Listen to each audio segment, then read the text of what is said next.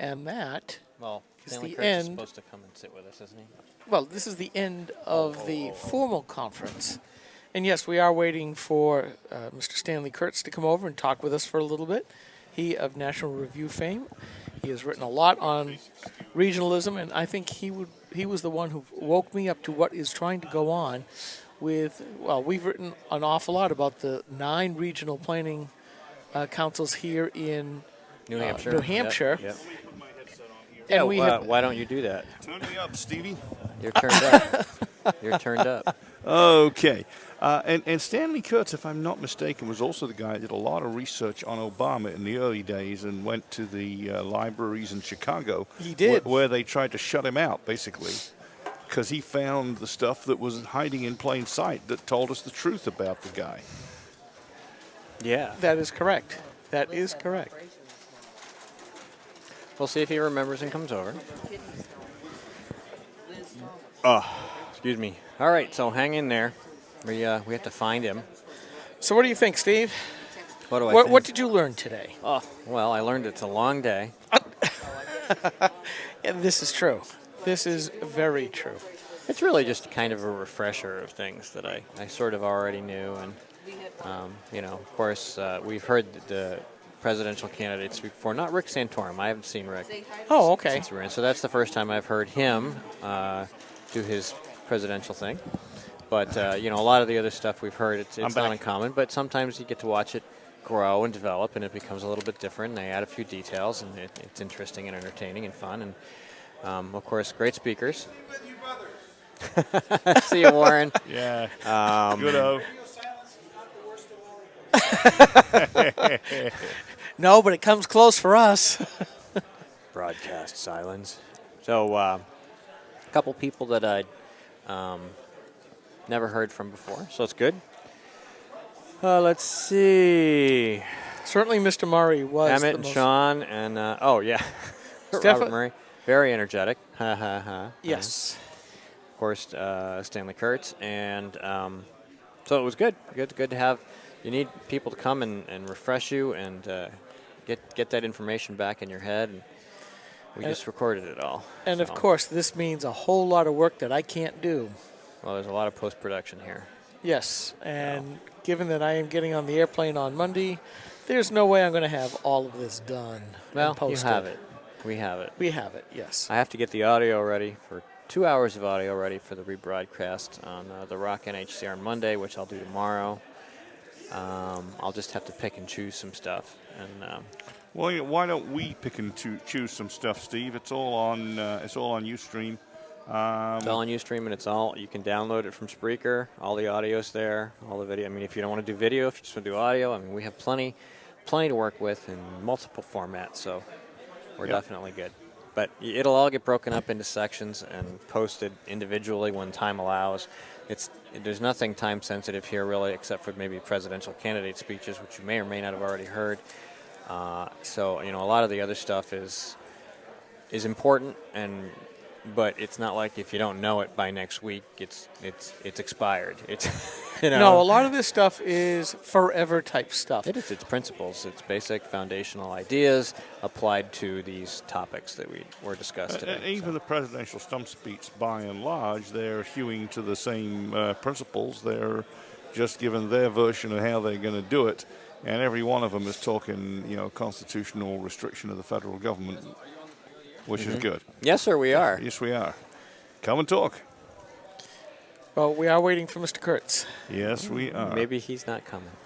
Well, I thought I saw him. Isn't that him over there? That might be him. Talking to the gentleman in the red plaid shirt. Yep. So apropos for New Hampshire. He does look like he's almost pointed in this direction. Yes. Well, that'll be good because, we wouldn't normally have him on as a guest. Correct. Although we should ask if he would come on, because I think this whole nonsense, and that's probably very much the wrong word, nonsense. It's terrifying, actually, of regionalism and what is going on. I mean, we've talked about this. It is the complete planned destruction of this constitutional republic. Yeah, and we have... among other things. This is a multi-jawed administration. Let's see, what do they call it in New Hampshire? Sustainable Communities Initiative. No, the name of the Granite State Future. Granite State Future. Yes. Yes. You know, people thought I was awfully hard when Cruz came to our house, and I told the young lady from the some sort of planning association that she was not welcome. That her kind of troll wasn't the kind of question we wanted asking. We wanted to get good answers to real questions. I think you were perfectly right to do so, because even though I'm quite sure that Senator Cruz would have handled her well, we had people with good conservative questions that needed to be answered. Correct.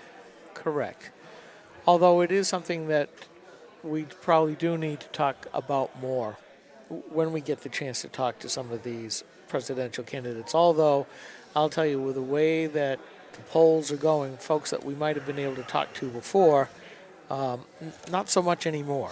They're getting, the good ones are getting busier and busier, and in the meantime, the front runners.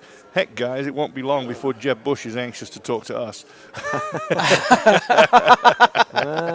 That is a great way of putting it. That is, meanwhile, Fiorina, Carson, and Cruz are getting so busy that they're hard for us to book. Right.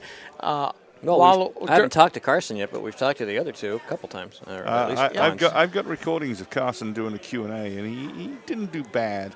Early on, he tended to wander off the reservation because he sort of just did his deep off-the-cuff thinking, and occasionally went down a rat hole. Whereas now I think he's got the hang of it. He keeps his eyes open, and he's got some thoughts, some ideas already worked out. Anyway, hello, sir. Stanley Kurtz is joining us. Yes, excellent. Thank you. Jeff, thank you. You've done a great job. Take it easy. Yes, sir. Now is a great time. Just have you grab the headset, and we'll check your mic. And is this a live interview on air? It is. Yes, We are live streaming. It's live streaming, and it'll be parceled up and podcasted. Audio, later. Video, live, and then podcasting. So, yep, absolutely. Yes, sir. Please. We'll be able to hear you. Oh, thanks. What's this one? Okay. Wait, there's only one. One is turned. Oh, here. Okay. Let me try that out. It should work. Excellent. All right, there we go. Can you hear me? I can hear you. We can. Can you hear me now? I can hear Yes. you now. There we go.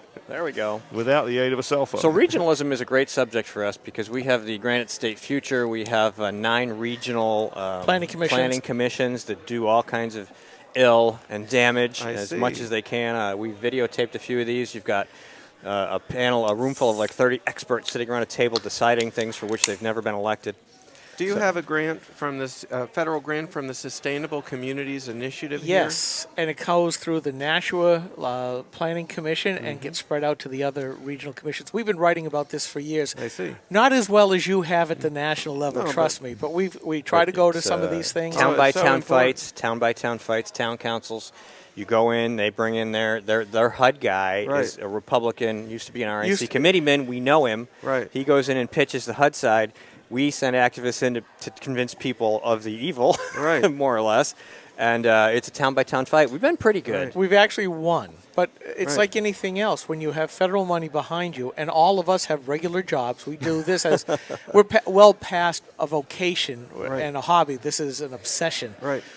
But it's hard to keep the same people motivated because there's so many things coming at us all at the same time. It is overload by design. Yeah, so this is cloud and priven of the people by the government. I agree. And as I was saying in the talk, this new rule, this affirmatively furthering fair housing rule, is going to give the federal government tools to help fight people like you, to help squash you down. It's going to be harder to stop. So, for example, I said in the talk that once a locality has to fill out this incredibly detailed form with where everyone lives in the census tract by race, by ethnicity, by language proficiency, every category you can imagine, and how much access they get to what are called community assets, meaning to high-quality schools, business districts, everything else. If there's any discrepancy, then if you want your federal funding, the feds can say, well, we need you to do something for us. And what might they say you need to do? They might say, we really want you to sign on to the plan being formed by the Sustainable Communities Initiative group over in Nashua or wherever it is. And that's a lever they're going to use. And they're also going to be more likely to sue. What really happened to Westchester County in New York is that they got sued, first by a civil rights organization, then the federal government jumped in and said, you're not affirmatively furthering fair housing, because every time that you take federal money, you have to sign a promise as a municipality that you will affirmatively further fair housing. So we've had him on, the county commissioner, who's been at the forefront of that. He's been on Astorino? 4 or 5. Yes, sir. He's Really? been Well, on 4 or that's 5 impressive. times. And yeah, I mean, he's a good guy. We don't agree ideologically, but he's right in that our local control is being taken away. And look what happens. And even though Westchester is a pretty well-to-do county, Yes. especially compared to us up here in rural New Hampshire, Yes. which I want to come back to in a second. Yes.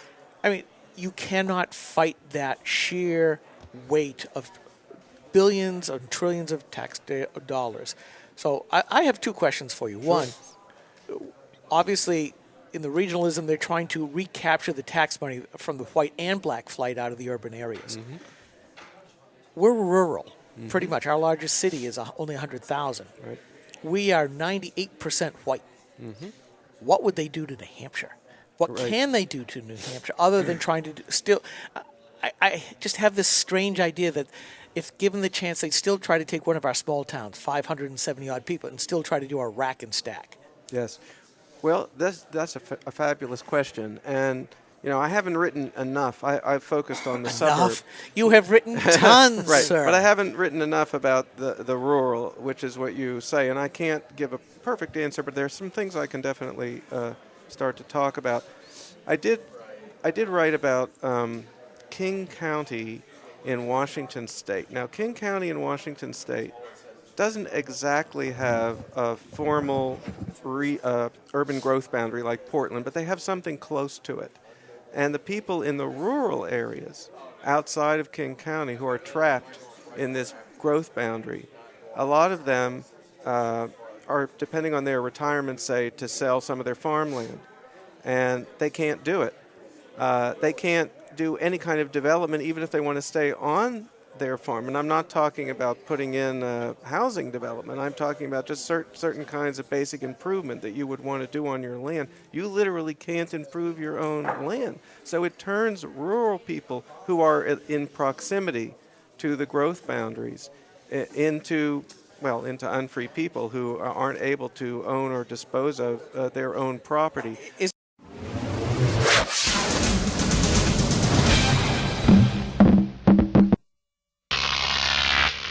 Crop tape.